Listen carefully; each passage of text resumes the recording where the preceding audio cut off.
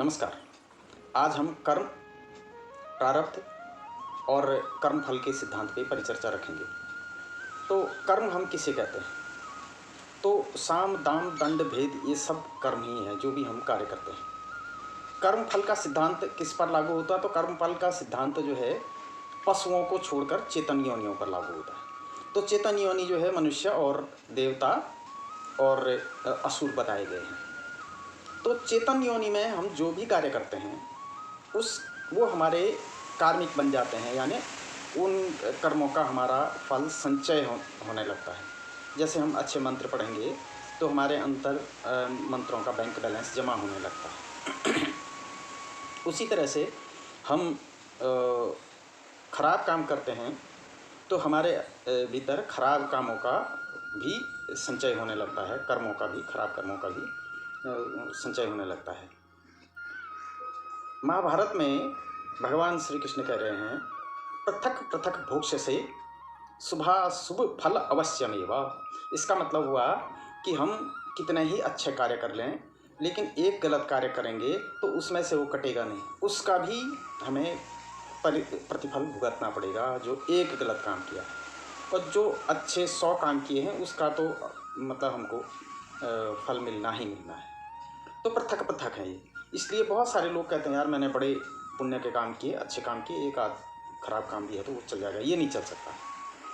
तो इसलिए चेतन योनि में ही अपना उद्धार अच्छे कर्मों के द्वारा कर देना चाहिए। अब सवाल ये होता है कि शेर भी हत्या करता है, उसको पाप क्यों नहीं लगता है? भालू भी कर देता है, उसको पाप क्यों नहीं लगता है? और जीवो जीवस्य भोजनम, ये मनुष्यों के लिए नहीं कहा गया है, ये पशुओं के लिए कहा गया है। एक पशु दूसरे को खाता रहता है, बड़ा छोटे को खा देता, फिर और छोटा और छोटे को खाता है, बड़ी मछली छोटे को खाती है।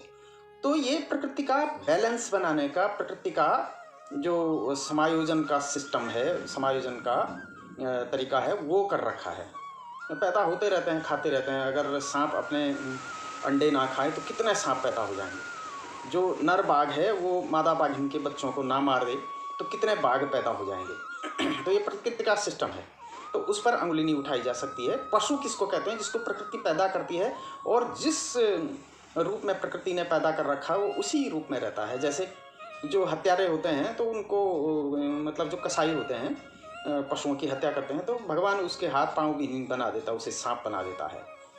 तो अब सांप के तो हाथ पैर होते ही नहीं है, तो अब सांप ये नहीं करता है कि मैं हाथ पैदा करूँ, उसके लिए बड़ा छटपटाता नहीं है। जैसा प्रकृति ने डिजाइन कर रखा उसी में खाता है, उसी में रहता है। तो ये समझ लीजिए इतनी व्यवस्था हो जाती है। तो कर्म फल का सिद्धांत क्या होता है? तो कर्म फल ये है कि जैसे दूध में कहीं घी या मक्खन दिखता है? नहीं दिखता है, लेकिन रहता है। उसी तरह से जो हमारे कर्मों का दृष्टा है वो कौन है, वो कैसे देखता है? तो हम क्या करते हैं कि जब हम अच्छे अच्छे काम करते हैं तो हम सोचते हैं कि भगवान जी इसका हमारा सर्टिफिकेट जारी करें, और जब बुरे काम करते हैं तो हम सोचते हैं भगवान जी नहीं देख रहे हैं। तो यही हमारी गलतफहमी है, यही हमारा मति भ्रम है। भगवान जी तो दृष्टा है, दृष्टा स्वयं है। माने जो मैं अच्छे कार्य कर रहा हूँ चाहे बुरे कार्य कर रहा हूँ उसको मैं खुद ही देख भी तो रहा हूँ, तो देखने वाला ही भगवान है। चक्षु वही रहते हैं। मतलब आप ये समझ लीजिए इसको, यदि किसी व्यक्ति को हृदयाघात होता है, हार्ट अटैक आता है, तो 10 मिनट पहले तो वो देख रहा होता है और आंखें वही हैं, 10 मिनट बाद देखना बंद। वोकल कॉर्ड वही है, बोल रहा था 10 मिनट पहले, 10 मिनट बाद जो है आवाज़ ख़त्म। 10 मिनट पहले सुन रहा था, कानों से कान वही हैं, घ्राण शक्ति वही है, लेकिन अब सूंघ नहीं सकता। नाक वही है, सूंघ नहीं सकता। तो कान वही है, सुन नहीं सकता। तो वो सुनने वाला, बोलने वाला, देखने वाला, सूंघने वाला, दिल धड़काने वाला जो है, जिसको हम ऑपरेटिंग सिस्टम कहते हैं, वही भगवान है। वो कण कण में, क्षण क्षण में व्याप्त है, वही दृष्टा है, वही दृश्य है, दृश्यादृश्य, व्यक्ता व्यक्त वही है। तो इसलिए ये भूल नहीं करनी चाहिए कि हम जब गलत काम कर रहे हैं तो हमें कोई नहीं देख रहा है, वो हम ही देख रहे हैं। तो वो ठीक कंप्यूटर चिप जैसी है, सारा रिकॉर्ड हो रहा है। चित्रगुप्त क्या करते हैं, जब हम यहाँ से मर के स्वर्ग जाते हैं तो चित्रगुप्त जी हमारा बही खाता खोलते हैं, यानी हमारी चिप खोलते हैं। कुछ कह रहे थे कि ये चिप कैसे उनके पास कैसे है। अरे भाई, चिप जिसने खोजी है ना, हम तो इन्वेंटर हैं, सिद्धांत सब उसी के हैं। मोबाइल हमने खोजा जरूर है, इस मोबाइल चलेगा कैसे, कार्य कैसे करेगा, इसका सिद्धांत जो है नियंता ने बना रखा है, माने तय करने वाले ने बना रखा। तय करने वाले को हम जगत नियंता कहते हैं, उसी ने बनाया। हमने तो खाली इन्वेंट किया, खोजा, रिसर्च किया, शोधार्थी हैं हम, क्रिएटर नहीं है। क्रिएटर एक ही है, भगवान। तो चित्रगुप्त के यहाँ जब हम मर के जाते हैं तो चित्रगुप्त जी जो हैं खट्ट से हमारी चिप लगा देते हैं अपनी टीवी स्क्रीन पर। और अब देखो बेटा, यहाँ तो पैदा हुआ, ऐसे ऐसे तूने इतना बड़ा हुआ, फिर 10 साल में ये किया, 11 में ये किया, 12 में ये किया। एक एक कर्म हमारे वहाँ दिखते रहते हैं। और जब कर्म दिखते हैं तो कभी कभी इतने खराब दिखते हैं कि व्यक्ति आधे में ही कहते हैं भगवान ये सब बंद करो, मुझे नहीं पता था कि मैं इतना मतलब बुरा व्यक्ति हूँ, और मुझे फिर से वहीं न रख लीजिए। कुछ तो मतलब इतने ही गड़बड़ होते हैं। और जिन्होंने अच्छे कर्म कर रखे होते हैं तो उनकी भी रील दिखती रहती है, वो थोड़ा सा और देखेंगे, भाई मैंने कितना अच्छा काम किया, कितनी अच्छी उपलब्धियां हैं, और देखेंगे। और अच्छे कर्म होंगे तो भगवान जी के श्री चरणों में हमारी चित्तवृत्ति निरोधा, चित्तवृत्ति वहाँ लग जाती है।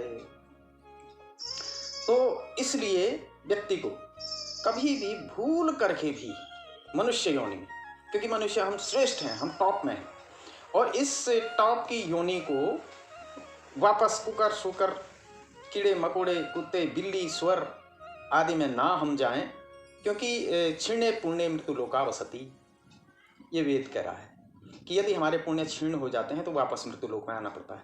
और यहाँ किस में योनि में आएंगे, जैसे कर्म कर रखे हैं। एक उदाहरण अहिल्या के माध्यम से दिया गया है। अहिल्या के पति गौतम ऋषि जी जो हैं वो चंद्रमा के कुकड़ू को वांग देने पर जो है वो नहाने चले जाते हैं हरिद्वार। इस बीच उनके घर में इंद्र जी का प्रवेश होता है। थोड़ी देर में वो गंगा नहा के हरिद्वार से गौतम ऋषि भी आ जाते हैं। तो वो अहिल्या कह रही है कि तुम आज बाहर भीतर क्या कर रहे हैं, अभी आप गए अभी आए, आज आपको क्या हो गया। तो गौतम ऋषि ने कहा कि भाई हम इतने साल, उस समय आदमी की उम्र 1 लाख वर्ष होती थी, तो अब 80,000 60,000 50,000 साल का उस समय उनका दाम्पत्य जीवन रहा होगा। तो उन्होंने कहा भाई इस इतनी बड़े दाम्पत्य जीवन में आप ये नहीं समझ पाई कि इस बीच जो है जो व्यक्ति दूसरा आया था वो दूसरा था और मैं दूसरा हूँ। मेरी खुशबू, मेरी रूह, मेरी आत्मा, मेरी उपस्थिति आप भेद नहीं कर पाई। तो ऐसी पाषाण हृदय स्त्री जो जाओ पत्थर बनो, और वो पत्थर बन गई। और बाद में त्रेता युग में राम के श्री चरणों से उनका पुनः उद्धार हुआ। तो ये प्रतीकात्मक है, आदमी ही पत्थर बनते हैं। आप सोचते हैं कि जो ये जीव हत्या कर रहे हैं, करोड़ों की तादाद में जीवों की हत्या करते हैं, फैक्ट्री चलाते हैं, कसाई खाने खोल रखे हैं, तो वो क्या मनुष्य बनेंगे? वो पत्थर ही बनेंगे। और पत्थर भी जो है असल में हमारे जो संस्कार होते हैं वो हमको परिष्कृत करते हैं, इसीलिए हमारे यहाँ 16 संस्कारों का विधान है।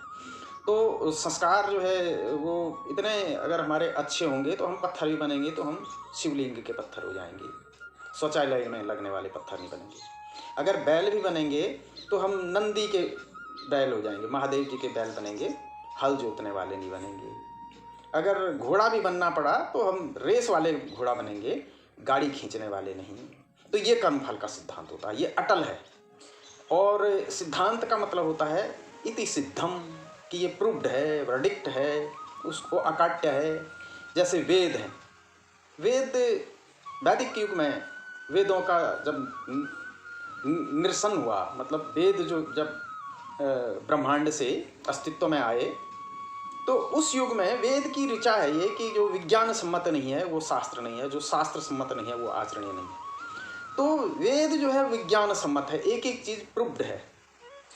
तो वेद कह रहा है कि शास्त्र विहीन कार्य करने नहीं चाहिए, ना चरणीयम ना करणीयम, शास्त्र विहीन कार्य नहीं करना चाहिए, शास्त्र विहीन आचरण नहीं करना चाहिए। तो शास्त्रों में ही कर्मफल का सिद्धांत बताया गया है, ये हमारा बैंक बैलेंस होता है। और इसीलिए हम अच्छे बनने के लिए, परिष्कृत बनने के लिए 16 संस्कार करते हैं। गर्भाधान संस्कार हो गया, पुंसवन संस्कार हो गया, नामकरण संस्कार हो गया, चूड़ाकरण कर्म संस्कार हो गया, विद्या ध्यान संस्कार हो गया, विवाह संस्कार हो गया और अंतिम संस्कार हो गया। इस तरह के हमारे पूरे 16 संस्कारों का पूरा विवरण है। तो उसमें हमारी आत्मा को परिष्कृत किया जाता। मरने के बाद हम यहाँ से ये परिसंपत्तियाँ, प्रॉपर्टी कुछ नहीं साथ लेके जाते हैं, सिर्फ हमारे कर्मफल और संस्कार साथ जाते हैं। तो संस्कार होता है इस आत्मा को डायरेक्शन देने की प्रक्रिया, उसको हम 16 संस्कार कहते हैं। आजकल लोग 16 का 2 भी 3 4 संस्कार भी नहीं कर रहे हैं।